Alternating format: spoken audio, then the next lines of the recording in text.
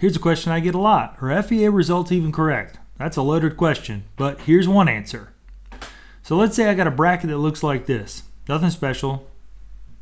If I hold one side and push on the other, you can see this is pretty much what happens. Simple enough. If I run it with a really coarse mesh and a really light load of only 1 Newton, I get a result that looks like this. Running the same problem with a much finer mesh results in stress results that are over 2 times higher. Why is that? Our tetrahedral elements are to blame.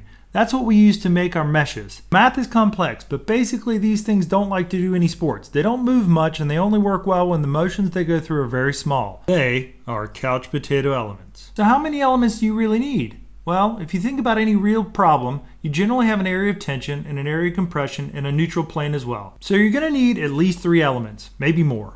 Fusion 360 will do this automatically. Learn more about it here, and here. Good luck!